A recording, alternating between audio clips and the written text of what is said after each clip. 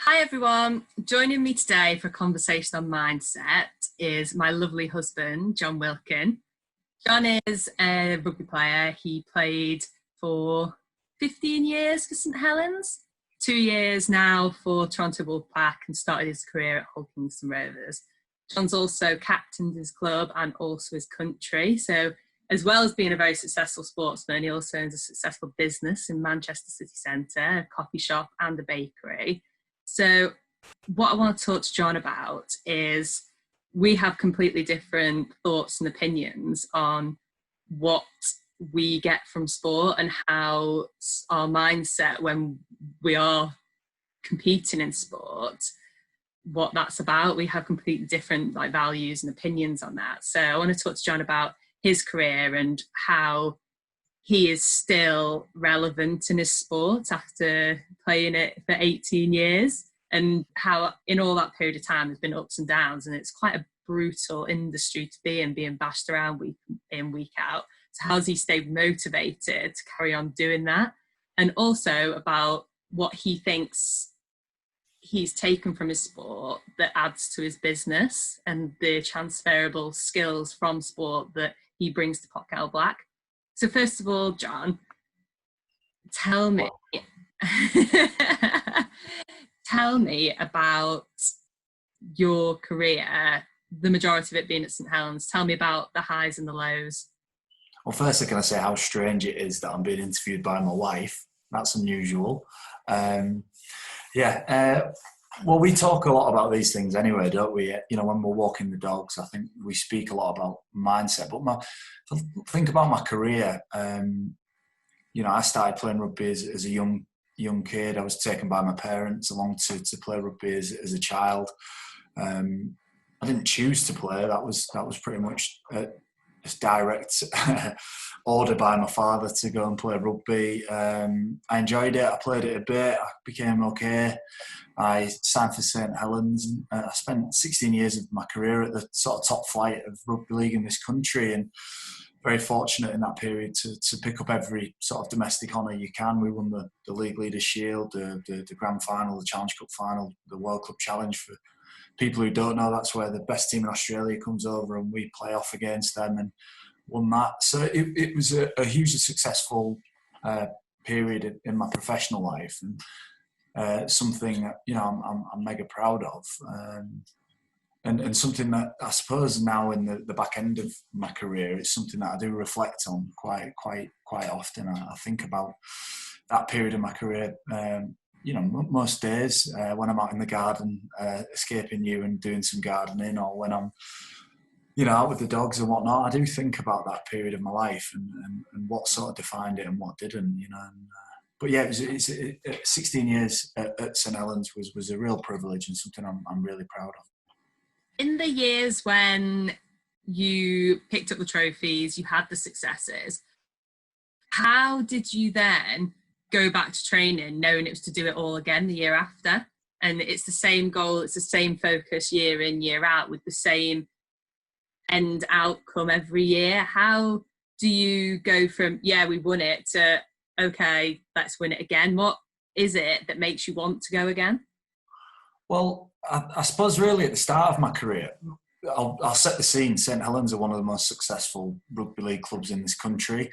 So as a young guy going into that organisation, I'd played at Hull KR. I was semi-professional. I was doing my A-levels. So I got offered a contract by St Helens, and it was a dream come true for me to go and play the sport that I love professionally. But I walked into a dressing room that was full of established sort of superstars of the game. They were already winning trophies. And I think in the early part of my career, I was always behind. I was just thankful to be there. And because I hadn't achieved anything, that hunger and motivation was just inevitable. It was, I think 2005 was my first trophy, which was my second full season. We won the league that year. And I think, looking back, becoming successful, like I said, I was always behind being successful. And then when the team became successful in 2006, there was a definite change, because in 2006 we won everything. And I remember I was 21, 22 at the time. And at that point, at that stage, I'd pretty much achieved every single thing that I could have done in domestic sport. And that's when things became tricky. And that's when I started to have to think about really what motivated me to get up and go to work. Because I think people in a business context, it's the same for you with your swimming. It was the same. It's not easy, like to maintain motivation. But the one thing that I can cling on to, and the one thing that I know that fueled me, is an internal competition. You know, I've always competed hard at whatever I've done. I've always been competitive, but I'm not as competitive with other people as I am with myself. I try and beat myself. I will actually compete with myself. So when you ask me what drove me through the periods where we were very successful to get up and go again, it was more competition with myself. And throughout my career, I attracted lots of negative feedback from fans, from pundits. In a team sport, you're constantly getting feedback from people. And I wouldn't say that I was a popular player throughout my time, and I used a lot of that negativity and the criticism of me as a player throughout that period of my career to fuel me and remain competitive. I never felt like I arrived as a player. You know, I never was at a point where I was happy as a player, and I think that never being content was a real struggle for me. Still probably is a struggle for me, but it was also what made it easy to get up and go again. Plus, the better you get, the more money you get paid. And the better I got, the more money I got paid. And then look, you're in a tricky situation because you've got to keep doing it. You like nice shoes and clothes, don't you? So. As you said there, like, you were never a fan's favourite.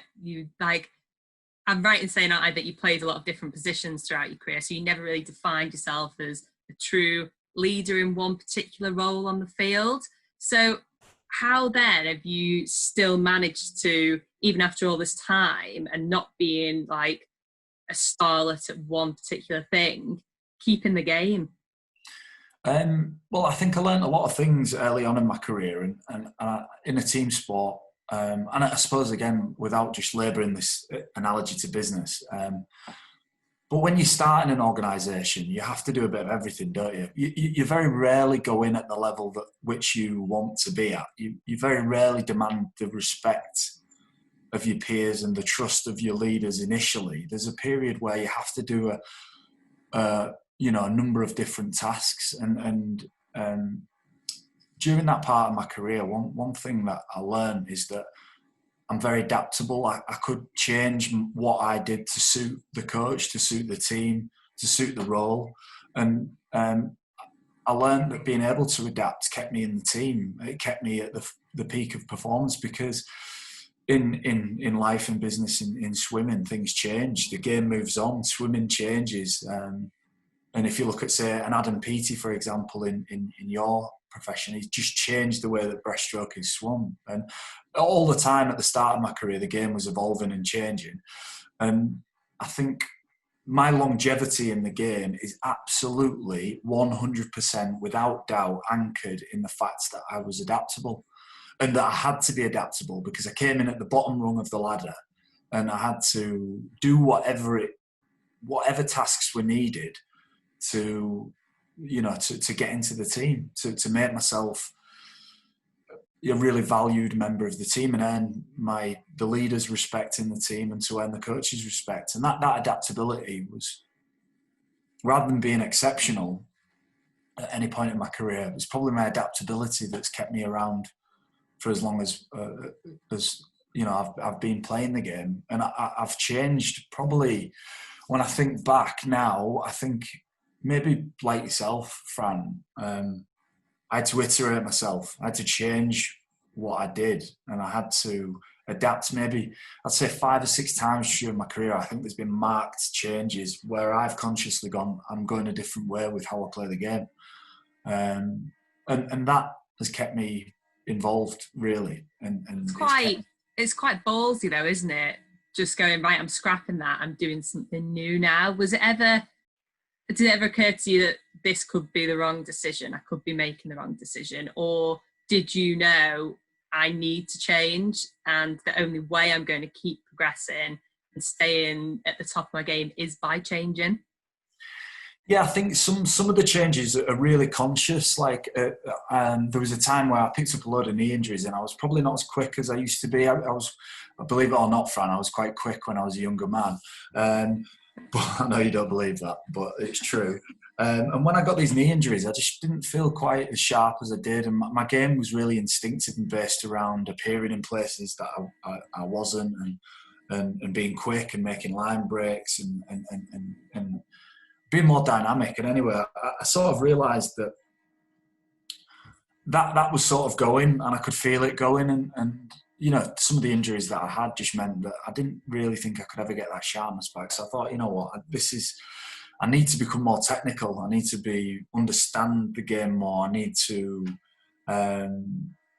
change and understand the theories and philosophies behind the game. Whereas, you know, when I was young and athletic, I'm just running around and making things happen through enthusiasm. Now, enthusiasm and speed are things that have probably gone.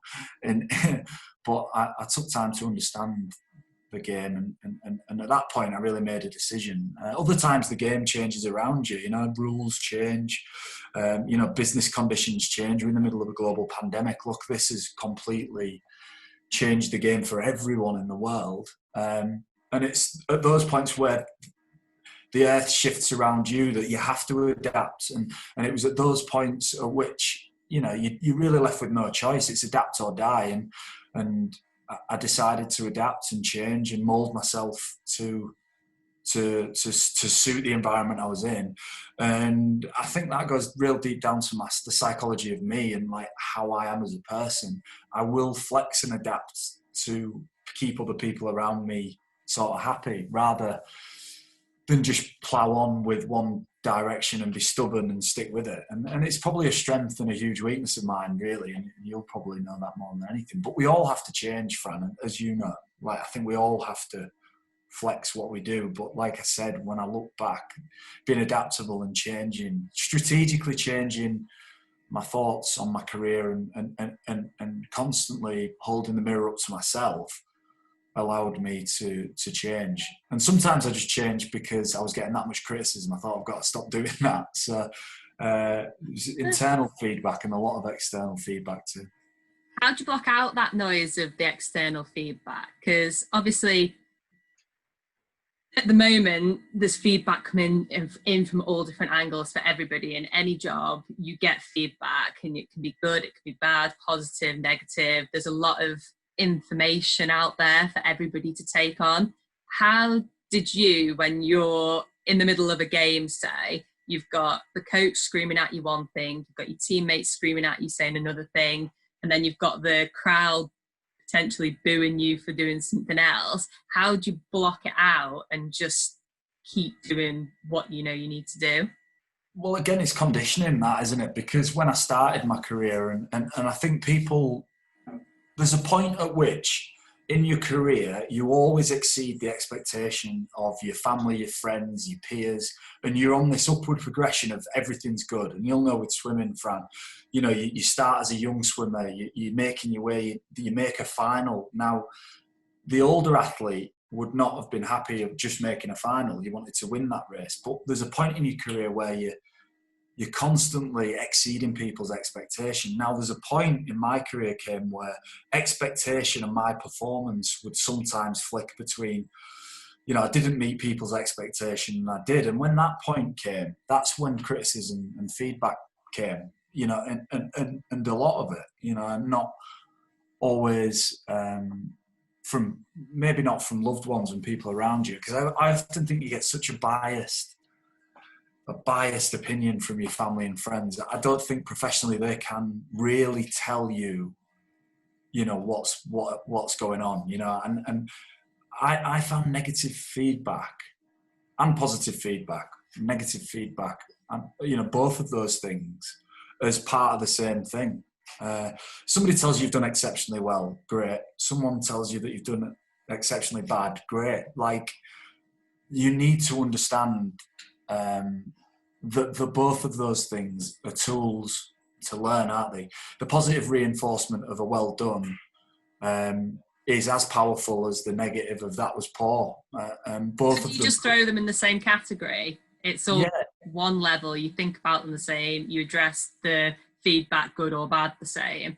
So I know when I swam, I always did better if I got positive feedback, and my coaches and the people around me, it was conversations and communications to understand that that is what I needed. If they gave me positive feedback, I would then do it even better. So giving me negative feedback got me in my own head and got me to the point where I would just be thinking about that and not even think about the things that I did really well. So I needed, and I know I needed, a lot of positive feedback to keep me being successful and on my journey to become successful. It sounds like you're a bit different in that way than I am. But on that, Fran, a lot of your positive feedback would be coming from a qualified source. So feedback can come in two forms. Well, it come in numerous forms, but for me, I could split it into two forms. It's qualified and unqualified. And if the feedback came from a qualified source, you know, that held a certain weight in my psyche.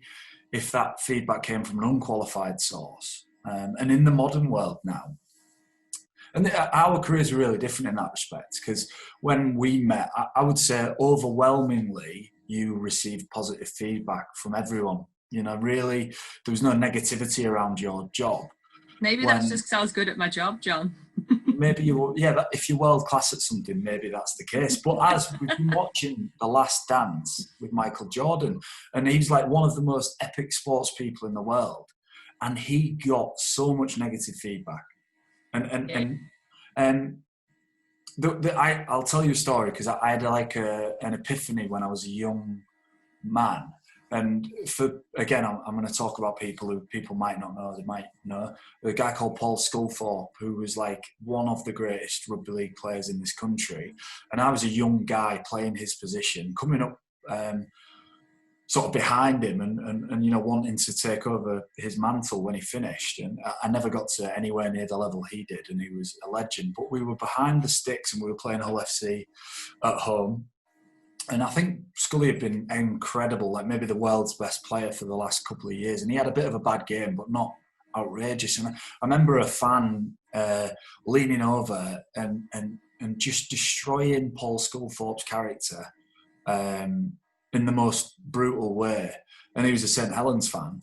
And in my mind, you know, I think a lot about things. I went away from the game, and there's one thing I realised then, that if he can get that feedback, I'm going to get that feedback at some stage.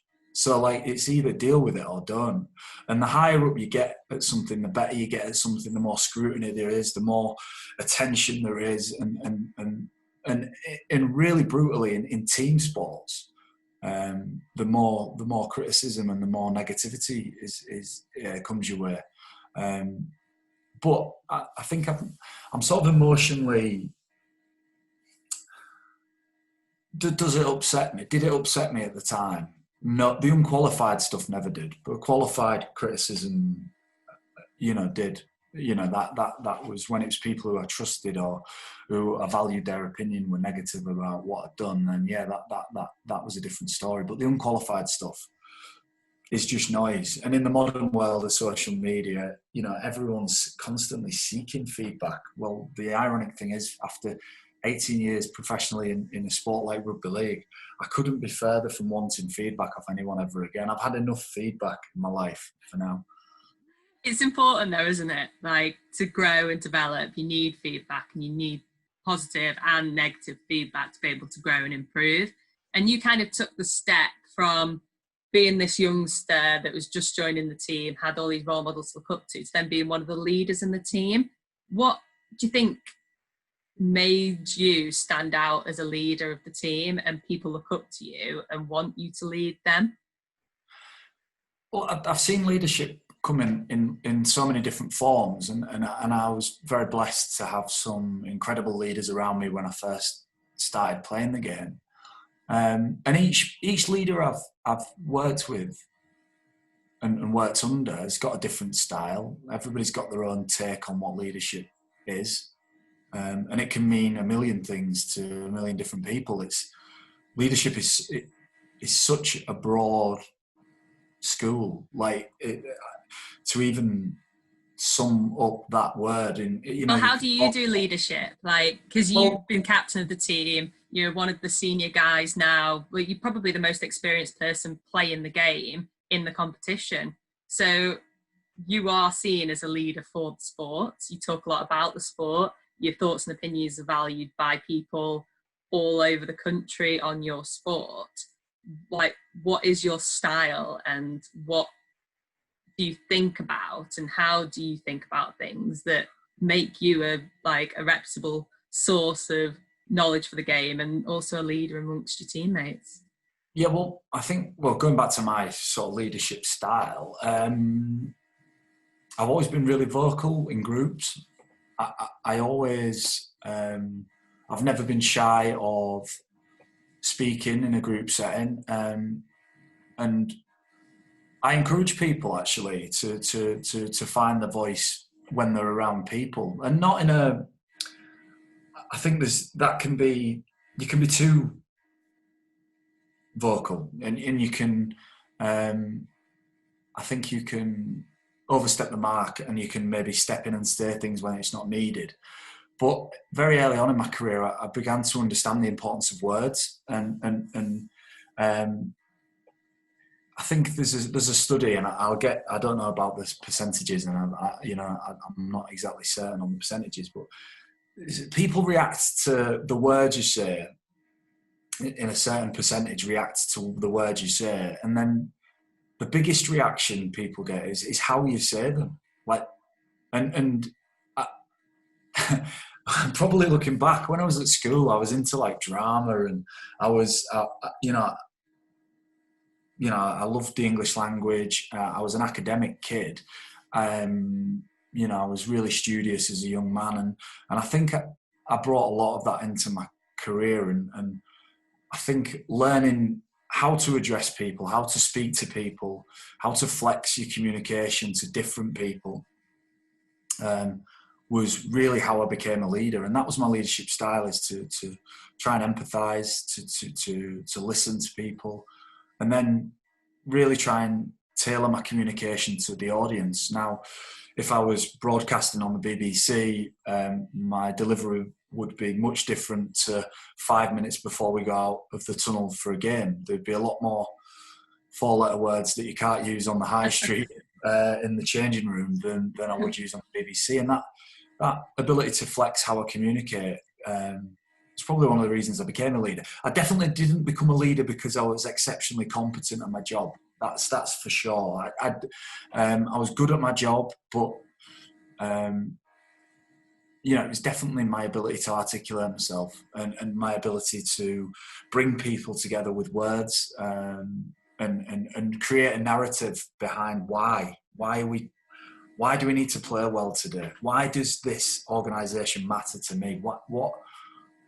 What's the reason that we're doing this? Why are we doing this, guys? I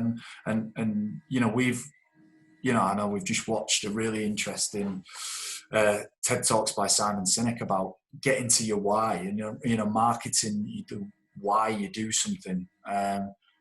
And looking back and thinking now, is that's what I did. I created a narrative for the teams I played for, and helped a coach pursue that narrative to get results. And I certainly wasn't a leader by example, although I was at times, but I was more so a leader with words than action. It's like you think about the game, you think about everything. You don't just turn up and play. You don't just turn up and get told what to do and do your job and then go home and stop thinking about it. Like when I swam, I asked so many questions that it irritated the hell out of my coaches, and to the point where they thought that I could be seen to be difficult because I was always questioning what we were doing, why we were doing it. I needed to know why. I wanted to know the why, because then for me, knowing why I was doing something made me do it better, made me want to do it better. I understood then that it was helping me pursue my goals and my dreams. So knowing the why and understanding what I was doing and why I was doing it and what I was doing it for was massive to me. It wasn't just being difficult. It was, I need to know this so I can then apply myself 100% to get the best out of myself. And I want to talk a bit about Jon. Like, we both have had successful careers, but we would probably say that we were the bridesmaid on many occasions and not the bride. And for me, going to the Olympics and not picking up an Olympic medal is probably one of the only things that I didn't do in my sport, and something that I've had to like understand and let go and know that that didn't define me, and it didn't define me as an athlete. It doesn't mean that I wasn't a great athlete. I'm one of the fastest women ever to swim a length of the swimming pool. But with you, I know we've talked about in the past, there were so many grand finals that you've played in, and the difference between winning all those grand finals and not shines a massive light on your career, really. Do you see it that it shines a massive light on your career, or is it of no interest to you? Well, I'll just go back to what you were saying about asking questions as well, because I thought something interesting when you were saying that. I don't understand anybody that would go into a line of work and not be inquisitive about the nature of the work that you're doing. You know, there's a lot of reading and teaching out there about understanding your tools at your disposal. And in any career, you've got a toolkit that you need to understand the tools, and really communication and learning and speaking and asking questions and probing and prodding is understanding your toolkit. So in that respect, we're exactly the same. I've probably been hard to coach just because of how demanding I am in terms of information and questioning the coach. But I think that's a good thing. In terms of my career and the lost grand finals or the games that I didn't win, I think it's really dangerous to reflect on what could have been. Do you know? I think spending too much time, you know, in hindsight, you know, I think is dangerous. And I think if I did look back and regret those games that we lost, it'd be a waste of energy, because my career stands up. I'm delighted with my career, what it's been and what it's brought to me. But ultimately, the time to, you know, make a difference was back then. And if it didn't happen, I can't change it now. You know, I think I don't know if anybody else goes through this in their life and in their professional life, but we just lost our 5th grand final on the run. And I was stood on the pitch and there was 85,000 people at Old Trafford.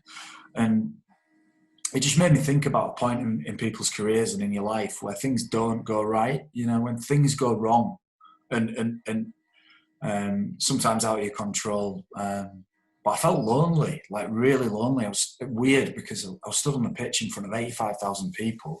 I had the, you know, national sort of sports press were on the pitch taking pictures. I was around my teammates, and I felt this sort of isolation at that time. And you know, I just wonder if that's something other people feel, or that was just something I felt. But you know, I think you inevitably learn more from losing than you do from winning, because it impacts on your subconscious way greater losing. I never wake up in the middle of the night and think about when I scored a try. You know, you wake up in a cold sweat when you're thinking about that time you didn't get it right. Or that might just be me. You know, I don't know if that's the case for most people. You said you lost like 5 on the bounce. Like, that must be difficult, full stop. But you must have adapted and changed year on year, and then be like, well, that didn't work. Well, we tried this new thing, that didn't work. Must have got quite exasperating, trying something new, changing, looking at what went wrong and doing it again. That's a long period of time to kind of adapt, change, and not get it right. It's like, how did you keep going? How did you carry on? Like, okay, we've got another one. It's time to adapt and change again. Like, how does that happen? Surely there's a point where you start to think, I'm done. This is just not happening now. Like, how did you do it? I'm just stubborn, like really stubborn. Like, yeah, look, I think when you can get stage fright in life, you know, where you approach something and you consistently get it wrong. And this is where I'm sort of interested in your story as well, Fran, because obviously you went to the Olympic Games, you went to 3 Olympic Games, and your goal was to win an Olympic medal. Now, I guarantee that by the 5th grand final for us, the biggest barrier to us winning that game was the 8 to 10 inches between our ears. It was a mental barrier. It wasn't a physical barrier. It was apprehension, anxiety about performance, all of these words that are dangerous when you're talking about performing at the top level.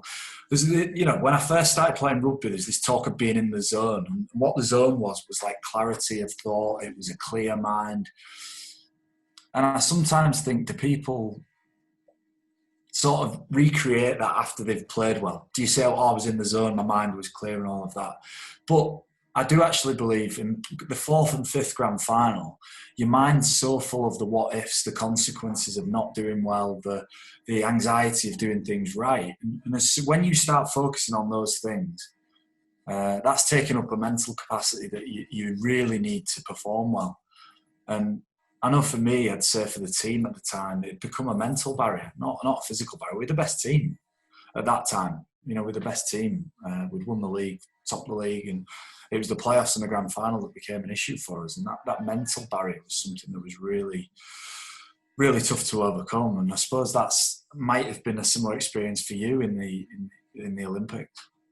I think I completely agree with that, 100%. I think that we used to always speak a lot about you want a toddler mentality, because toddlers just go into anything and don't even think about the consequences, do they? Like you when you were a child and just like absolutely throwing yourself off big bales of hay on the farm and things like that without even thinking about, oh, this could hurt. You just don't think about it, do you? So you basically, we talked a lot about having that toddler mentality. And if you've never lost, you don't understand losing. And if you've won and lost, then you know the highs of winning, but also how it feels to not. So it was getting yourself into a toddler mentality, really, is what we talked about, and how I tried to bring myself back round. Because after London, for me, I was kind of in a place where I didn't know whether I could go again, because it was such a hard loss to deal with. I hadn't had to deal with such a big loss in my career. And I did that and had to then think about my sport and me and what I did completely differently. And I had to get back to thinking, it's not, I should be able to do this. We talked earlier about words and how words are important to people. But I thought I should be able to win an Olympic medal. Why can't I win an Olympic medal? That was really negative language to me. It was, I could. It's an opportunity. Every time I stand on the blocks, it's an opportunity. It's not, I should be able to win a medal. I need to win a medal here. It's the toddler mentality of, oh, I could go do that. I could go do the other, and enjoying it and thinking that there's a lot of different outcomes that could happen here. One of them is that I win. One of them is that I don't. One of them is that I hit the bottom of the pool when I dive in. There's a lot of different outcomes, but I could have a really great swim. So that's exciting. That's inspiring. That's such a better way of thinking about it than I could do this, I need to do that, I should do the other. It's just like I had to, after that experience of losing my ultimate dream and my ultimate goal, I had to challenge myself to think differently about it. Because if I felt about it once bitten, twice shy, I would never have performed well again. So the year after the Olympics in London was the World Championships in Barcelona. And I just started working with a sports psychologist at this time. And I had 2 events. I had the 50 butterfly, 50 freestyle. The 50 butterfly was pretty open for a medal. And I was so like, I should get a medal in this, And my mindset was very much not how I knew I needed it to be from what I'd learned from my sports psychologist. And I came fourth. Obviously, I came fourth. And at this point, the team hadn't won a medal. No medal at all at the World Championships. Our worst performance ever. At my last swim, last day, there was only 2 races to compete for medals after mine, and we hadn't won a medal by this point. It was a 50 metres freestyle. The year after my disappointments of London, I had to stand up and perform. Otherwise, we wouldn't have. I was the last opportunity for a medal, but I could not use that as a thing to get me going, or I couldn't put that pressure on myself. There was no need for it. So I was going into it so excited. I could come out of this as a world medalist. How exciting is that? And that's all I thought about before my swim, was that I could, and there was the potential, and that it could happen. There was no, it should, I need to, oh, there's so much pressure. I blocked all that out and didn't even think about it. And afterwards, people were asking me, how did, there was so much pressure on you in that swim. I didn't even notice, didn't feel it, didn't think about it. I was just excited to be racing in a World Championship final and having the opportunity to be there to compete for a medal. And that's when I knew that my mindset had completely changed and I was in such a better place to perform. Sure. It's yeah. When I think about the team that I was in at the time, where we lost a lot of those big games, I spoke about myself sort of being adaptable and constantly adapting. Well, in that team at the time, we had some of the biggest stars in the game, and they were all playing at St Helens. And I think a big problem for us, we were too stubborn to adapt. We had this firm-rooted belief that we were the best, and we were not humble about it at all. And that was one of the biggest reasons that history kept repeating itself, because we were too stubborn to change as a team what we were doing. We believed so strongly that we were the best, that we thought we didn't need to adapt and change what we do to win a specific game or a specific race. And I think stubbornness and ego is one of the most tricky things in sport, because the better you get, the more your ego gets fluffed up, but the more damaging actually your ego is to your self-esteem, because you constantly get let down in sport. You take chunks out of your self-esteem all the time, and it's your ego often that holds you back. And it was our team's ego at that time that probably stops us from becoming one of the greatest teams of all time. And it's only retrospective that you start to realise those things. But it's the big challenge for us, and in a team environment, is changing the mentality of a group. For an individual athlete, you spoke about how you changed your mindset, and that directly impacts your performance. I think one of the things that is difficult in a team environment is, on your best days, you can lose. Yeah. If you swam your best ever, you knew you would win a race. And there's an element of control in that. And the reason I'm probably more relaxed about results is that I've had some of my best games and lost. I've had some of my worst games and won. One of my worst games was probably in the grand final that we won. So it's a strange thing, that. Whereas you would have direct control over what you did, but also then have direct responsibility if it doesn't go well. Whereas I always had the indirect influence on things. And then if it doesn't go well, it's very easy to distance your ego from the lads over there who got it wrong, And that's constantly something that you have to navigate in a team, is managing people's egos, expectations, and changing a group's mentality. As many leaders across the country in charge of businesses will know, it takes time, and it takes planning and thought. And going back to that, effective communication can build a culture, quickly if you can get people on board. But getting a team of 20 stubborn men to change was probably St Helens' biggest failing, because we couldn't do it for a period of time. That's it's interesting, the difference between teams and individual performance and individual sport. And how do you slot yourself into the team? Is the mentality already set? Is it set by the coach? Is it somebody else that tries to change the dynamics of the team? Or is it really just see what happens? Is it something that people think about when they're putting their team together? How are their personalities going to fit, and how are they going to fit into the team? Well, I think if you're good at what you do, you should certainly think about the construction of your team. What are the characters that you have, and what characters do you need to make your organisation good? And that should be at the forefront of businesses and groups' minds when they're putting groups of people together.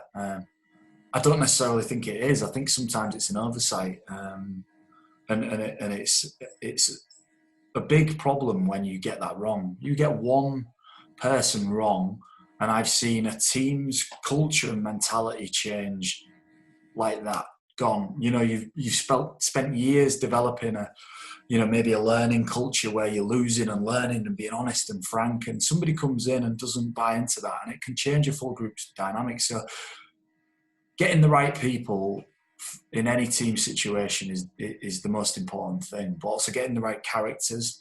And there's a guy called Damien Hughes, and he wrote a book called The Barcelona Way, and what he spoke about in that is having cultural architects, so people who build and develop a team's ethos, the culture, the behaviours that you want to reward within your organisation. Find these people who'll pick it up and grow it for you. And when you've got those, keep hold of them. And I remember it was Puyol, who's the central defender for Barcelona in the sort of 2000s. Dani Alves, their winger, scored a goal and they beat Valencia 5-0. He scored the 5th goal and ran in front of the Valencia fans and did a dance. And on TV, Spanish TV, Puyol runs over and slaps him on the back of the head. And in the press conference after the game, all that Puyol did was apologise to Valencia for how Dani Alves had behaved. He said, we didn't come here to embarrass you, we came here to beat you, and he was taking the mick, and I'm sorry for that. And those kinds of characters, and he was at Barcelona for well over a decade. Those types of people are the people you need in your organisation, and they're not always the best players. They're not always the star performers. In an office environment, there might be somebody that just holds everything together, and you don't know who it is until they've gone. And having a real keen eye on the dynamics of people is what I've done. It's been my career. And when you asked me about my business. Well, the one thing that I've taken into my business and that I use every day is the dynamics of people. Is groups, is interactions of different blends of people, of understanding body language, of mood, of temperature, towards what you're doing. And those are the things that I apply every day in a business setting. And when you're in a group for the majority of your life, you come to understand the importance of the dynamics of a group. And when you've got bigger, the bigger that group gets, the more chaotic it is and the more layers of structure you get. But it still needs to be thought through and be detailed. And getting it wrong is catastrophic for your business. Getting it right, and you can see exponential growth in how well your business does. So in 2014, you set up Pot Kettle Black, didn't you? Your business in Manchester. And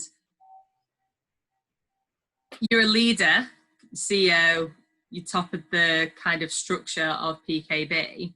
When you became a leader in rugby, it sounded like you'd learnt your craft, you'd learnt your skills, you'd adapted, reiterated, knew the ins and outs of everything to then give your opinion and be a leader in that setting. How have you gone into business? Because you've never opened business before. You've never had to deal with the ins and outs and intricacies of all parts of business. What was the mindset for setting that up and driving it forward when it was a complete new unknown to you? Yeah, well, like I said about my rugby career, when you start your career, you're at the bottom rung of the ladder, aren't you? And everything's in front of you. Well, yeah, interestingly, like you said, when you come in and you are the founder of a business, you're essentially at the top of that ladder with no experience or expertise. So, look, you've got two choices there: is preach from the top of that ladder about how it should be done, or go back down to the bottom rung of the ladder and learn things from the ground up. And that's what I've done. We've got a brunch restaurant and a bakery, and I wash dishes. I do dirty jobs that people don't like to do. I take time to understand the ingredients, the processes, the ins and outs of the operation of the business, and the reason I do that is because there's a word I mentioned right at the start, and it was respect of your peers. And, you know, when you start your career, that's what you're trying to get, is respect of your peers. And eventually that puts you in a privileged position to be respected, and then you can lead from that position. I think for anybody who's at the top of a business, you need the people beneath you to respect you. And I've decided with Podcast Black and with my business partner Mark that to be respected, we need to get involved and understand the business day to day. And I constantly do that. I try and do that now. Still, we're just in the middle of launching a bakery sort of shop, a bakery concept, and it's the same idea there. I'm taking a keen interest in the nuts and bolts of the business, and earning people's respect by doing things they wouldn't expect you to do. You know. And I think there's an analogy about wolves, isn't there? That when wolves run as a pack, sometimes it's not the strongest wolves at the front that drive things. That's often the weakest and the frailest. And then in the middle there's the comfortable, and at the back it's the strongest. And sometimes I think my style of leadership is to be at the back and let people who are good do their thing. Let a brilliant baker bake. Let a fantastic front of house person do their job. They don't need me be in front and leading the way for them to do it. And I think, again, talking about rugby, I developed that style as a rugby player because I was never the best player in the team. I've never been the best player in the team that I've been in. So therefore, a good position for me to lead is from behind. And to sit behind everyone and nudge and nurdle and get people into the positions and give them confidence and make them feel trusted. Because, you know, when it's a top-down mentality, there's an element of that for me is always mistrust. When it's a dictator telling everyone how it should be done, it's because you don't trust the people to do it. And then that's your fault for not getting the right people. So get the right people and let them drive the culture rather than it being dictated to by someone at the top. You mentioned that you like to know the ins and outs of the business and all aspects of it and get stuck into every bit of it. Is there anything that you've learned from the process of setting up your business that actually you've taken the opposite way into your sporting career? The business taught me that I'm horrendous at detail. I'm strategically bigger picture. You know, I feel like I've got good intuition in terms of bigger picture strategy.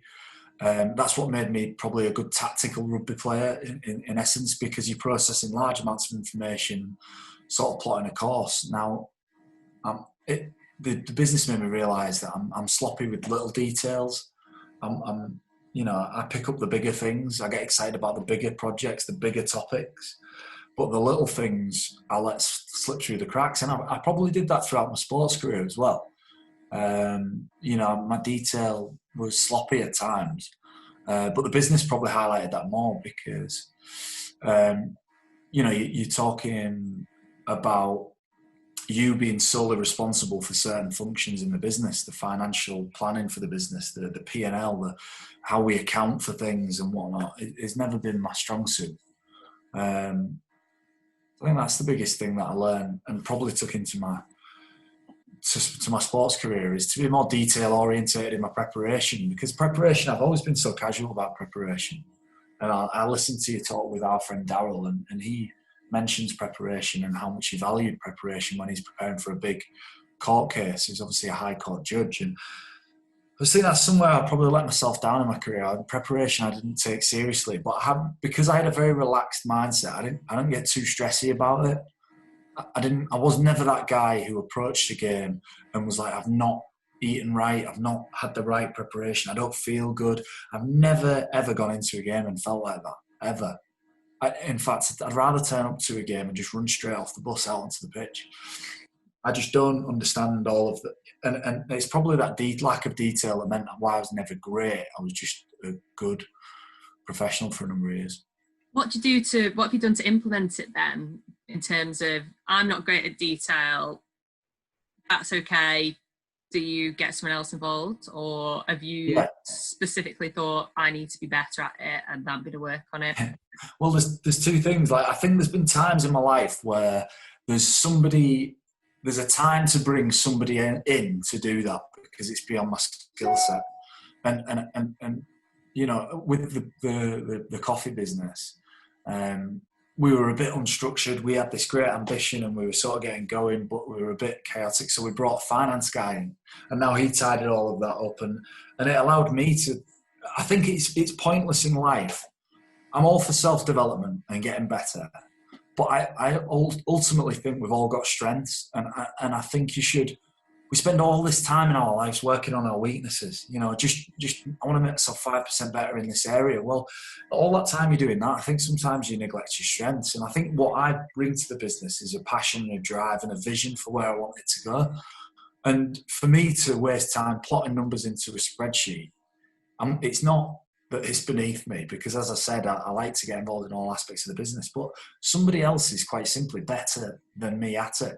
So delegating that responsibility to somebody else, bringing somebody else who's operationally smarter than me. I think ultimately in the business, and probably in my rugby career, I've always surrounded myself with people who are better than me. And that's, I don't know if that's one of my key sort of learnings in my life, really.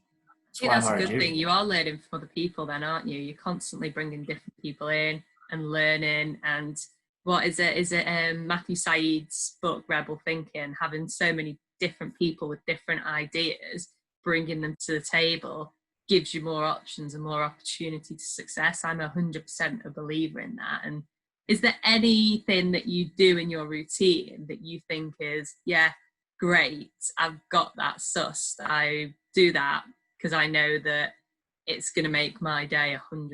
Because as you said, you are not detail orientated, but there must be some things in your routine that get you out of bed, that you do frequently, you do weekly, you do monthly, that you know is impacting your future successes. Yeah, I don't know if it's a part of my routine, but there's a part of my personality that I know that is really important to me. I have an internal dialogue a lot. I don't know if you've ever really spoken about this. Probably should have spoken about this before we got married. I have a constant sort of internal dialogue, and I'd say like the volume is like maybe 2 out of 10 for like 98% of my life. You know, it's just there, and I'm sort of chatting with myself, not in like a schizophrenic sort of way, but I'm just sort of, you're constantly reviewing where you're at.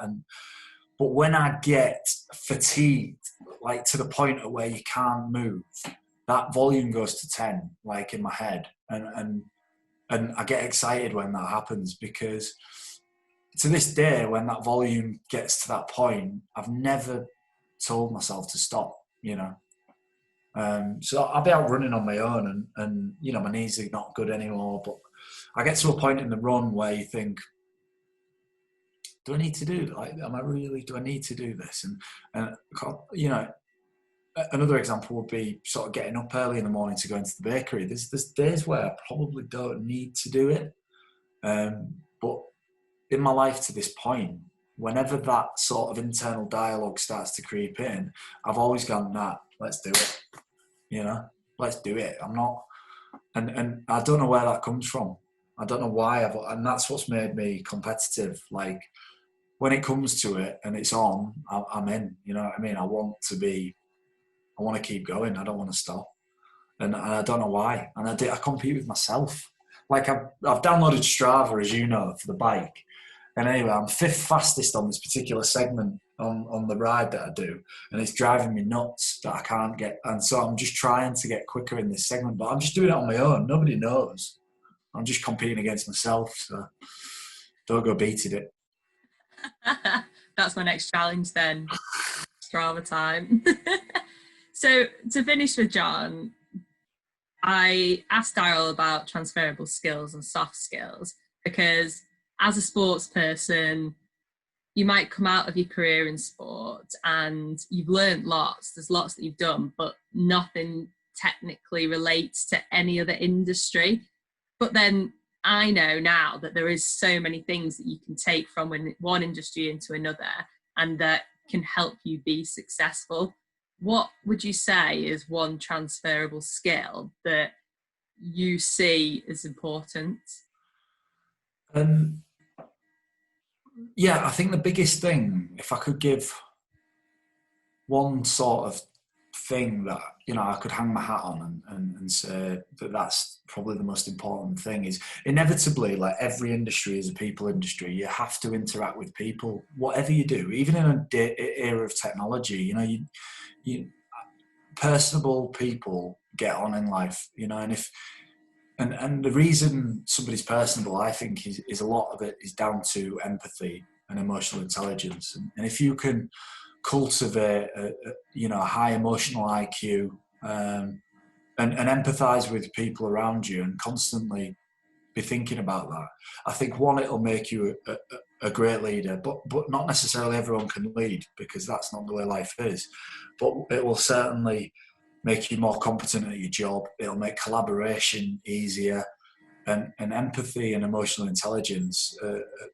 I think probably some of the key assets of any leader in any organisation, of any employee in any organisation, of any trainee wanting to go into any organisation, of any family member, of any friend you've ever had, of any foe you've ever had. Like, emotional intelligence and empathy are crucial in any, you know, dialogue or relationship in your life. Thank you so much for that, Jon. I think it's been really interesting getting to understand the ups and downs of a sporting career, how you've managed to stay so successful at what you do over a long, sustained period of time, and also everything business related, what can be transferred between the two. So thank you so much for that. Can you stop calling me Jon as well? It's really strange. What do you want me to call you? I don't know. Whatever. No, don't call me my nickname. Please. Thank you, Jonathan David Wilkin. My pleasure.